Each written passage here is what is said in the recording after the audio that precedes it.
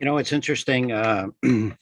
We're talking about particular cultures here, but I think as humans, there's something in our core, in our very DNA. You had asked about this just a little while ago, Danielle, that on one of our meetings we used to have annually with the Masterpiece, we did a drum circle outside, and there were maybe 30 drums there. Now, I know that in my life, I haven't sat around in a drum circle, but being in there felt so very familiar. Being in a circle with a theoretical fire there felt just comfortable. And you can see why, as a species, that's something that probably, in some subtle way is being passed down in our DNA and everything. And so even as a species, dance is obviously been an important part of who we are, and I learned a lot with this. That's for sure. And one thing I like about drum circles, it actually feels, I haven't been to too many, but it actually feels like a heartbeat, where I notice when everybody's drumming to different rhythms, but somehow that rhythm seemed to match my heartbeat. At least that's the way I felt it. And it just really helps you, draws you into the experience. There's at least one person in atrial fibrillation too, just going crazy. I'll say, as a side note, I worked in hospitals for many years and with music therapists who pulled together drum circles that were very therapeutic. And it was interesting to watch. Anybody and everybody can participate in a drum circle. It doesn't take a lot of skill. And it really began to, even people that were a little hesitant at first, it really drew them in. And every single time I witnessed it, everybody was participating. And it was just a lot of fun. You're right, very therapeutic. And I do agree with, there can be that heartbeat. You get in sync with the rhythm. Yeah, absolutely. Well, I'm going to try to digest all of that. So for a few minutes, we're going to take a quick break, and we'll be back with more on dance and culture and movement and healthy longevity.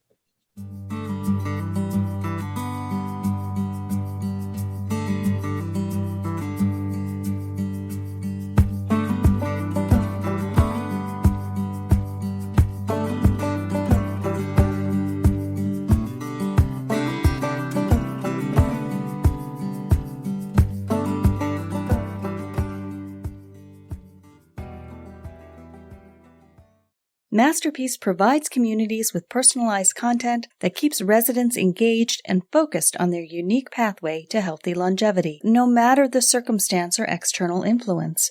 Powered by Masterpiece provides communities with the data and research needed to drive both the resident and community forward.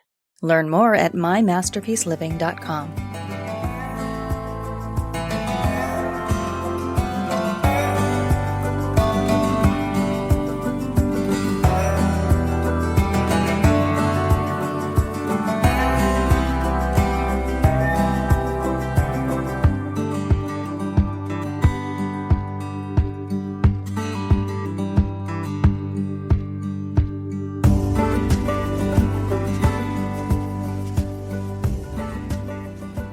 Well, welcome back. Hey, Danielle, you were the one who got to drill deeply into West African dance. Yeah.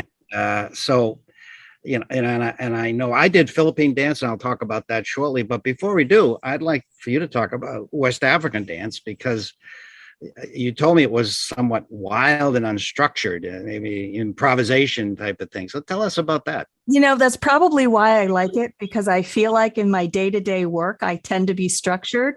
But when I can say write fiction and do whatever I want, or I can dance and sing and do whatever I want, that's like my outlet for being more flexible and improv. And that's probably why I was drawn to African dance. And I love the wildness. But it's funny, there is some structure to it. There's the polyrhythmic movement, which goes along with kind of the dual tasking, where you have to be able to lift your chest and arms while you're leaning down. So you're moving. Sometimes your hands are going at a different speed than your feet. So it requires some talent, and there are some structure to the different moves. I love the call and response, either between other people or the drum, where there's a drummer and then somebody might say something or do a movement in response, so that it really connects people. And of course, the improv is probably my favorite part, because that's where you get in the, people circle up and somebody will get in the center and they can do whatever they want. And the teacher said, even if you don't get the move right, do it with feeling. So, and I think some of the things as far as the spiritual aspects, the movement and repetition, when we think about yoga mantras or in churches when people are, whether it's a rosary or they're repeating something, that repetition helps it sink in and gives it more meaning. Well, the same thing is done with dance to really connect. And I particularly like the pantomime where you get to stomp your feet like an elephant or move like a bird. So it really connects you with nature. So all that aside, it has some of that under structure, which you'll find in some other dances, but largely African dance is it's big and wild and fluid. And you don't get to be basically insecure. You just get out there and dance.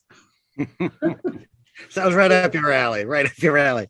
Well, I got to do the Philippine dance. I lived in the Philippines. It was a great gift for me to live a couple years in the Philippines. And I found the people to be so gentle and hospitable and welcoming and kind.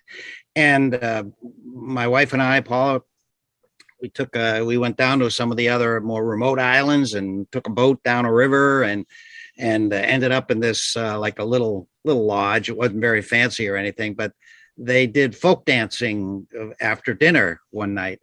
And I was so drawn in by the dancing. They did tinikling, which is a type of Philippine dance done with bamboo poles, and Carinyosa is those two dances are probably their classic dances, but both of them they're influenced by the Spanish because the Spanish were owned the Philippines for like 300 years. But they're unique in the sense that there is Philippine attributes to it, obviously.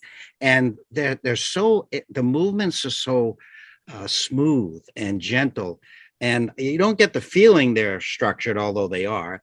And you just get the feeling that this is a very natural, slow movement. And they were always paying attention to the people around them who weren't dancing, drawing them in with their looks, welcoming them in to do the dance. And so I did, the tinikling there, and didn't get my ankles wrapped by a bamboo pole because they're putting them together and you have to step between them. So in the sense that I get the feeling that the dance, as we've been talking about, remarkably reflected the actual character and of the people. Not only the history and not only the nature, but also their very character. And so, I mean, this, again, I learned so much during this whole thing. And so thank you for saying that we went down the dance route here. And you mentioned tinikling, which comes from the tinkling bird, if I'm saying that correctly. So it's imitating nature, just like the African dance. And I have to ask you, did you woo Paula with your Carinyosa dance? Because that's a courting dance. Did you? Danced it. I don't know if I wooed her with it. I didn't step on her toes, but she's a good dancer, so she could make up for my guffaws, so to speak. So you let her lead. It's sort of a free waltz. The waltz is like 1, 2, 3, 1, 2, 3. And this was sort of like a freedom. They're really, you just kept moving and circling. And so if you had trouble with balance, you really have trouble with this dance. But it was a beautiful thing. And then to do it surrounded by nature and in the wilds of the Philippines, not in an urban environment or something, was even more special. So that's a memory I'm not about to forget soon. So, wow, what a memory! That just sounds like a great experience. I'd be much better, I think, at the self-expressive African dance than trying to coordinate the tinikling with not getting my ankles hit with the poles. But it's certainly, this whole looking at these dances has piqued my interest in all the different dances around the world. Danielle, I know you've done African dance, and it does look so much fun when I viewed some of the videos that you shared. And there appears to be some sort of connection really between the music and the body rhythm, a very strong connection there. But what did you notice particularly about West African dances versus, say, the Haka that the Maori culture in New Zealand does? Yeah, thanks to Kai, our team member. She grew up in Hawaii and had a particular interest in the Haka. And when we were doing a little bit of research, we were finding that it came from the Maori culture in New Zealand. And it was quite interesting to watch the videos and see the difference. You know, unlike African dance, the Haka has the stamping of feet, which is to connect to Mother Earth and the heartbeat of the earth. They would use not necessarily other instruments that they found, but they would use their body as the actual percussion instrument, touching, hitting themselves. They would use the trembling of their hands to represent shimmering water and heat waves, much like pantomime, like you'd find in African dance. And what's really unique to me, it requires a whole body commitment, but it's different. When you're looking at the Haka, they're using these big facial expressions and sticking out their tongue and frowning while their whole body might be rigid and stomping. So it's very intense. And it seems a lot more structured, whereas the African dance is just, again, has that wild quality. So it was, to me, fascinating to see the similarities and the differences in the approach. But again, it got back to storytelling and ritual and passing down traditions. It seems, it's so interesting how the different cultures have those variations, but those similarities. And that just goes back to talking about how dance is just a part of how we are human, a way we express ourselves. Well, we always say learn new things, right? So aside from the movement and everything else, we learned a lot on this journey, and we're not done. Tracy, thanks for joining us today. And I always love working with you. And this first time on the podcast won't be the last. That's for sure. Thank you. It was an exciting journey into this. And so this program will be looking at other aspects of culture as we look at wellness across cultures. And so we'll do a podcast on whatever our next area of interest is. But the next one we're going to do relates to this. We're going to have the maestro as our guest next time. Tracy knows the maestro, so does Danielle. The maestro is David Dworkin, and he was indeed a symphony orchestra conductor. He went to Juilliard, and he is a colleague of ours, and he travels the nation with his version of movement and music called Conductorcise, using mostly classical music, but other music too. He gets people moving. And this is very along the lines of what we've been talking about. So we'll have him with us next time. Tracy, once again, thank you for being on our team, working with you every day. And well, thank you. It's a pleasure to work with both of you and the rest of the team. And it's fun to go into depth and dig up some more information in all these areas that support healthy longevity. Well, I'm going to dance like no one is watching, like the sign says, okay? Because that's probably the only way I'll really do it. So that still counts. Yeah, that still counts. Thank you, everybody.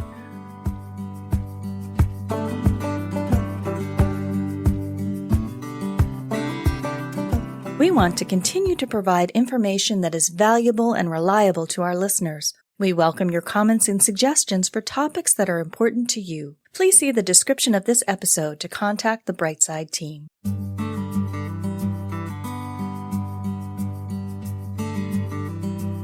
You've been listening to Dr. Roger and Friends, The Bright Side of Longevity.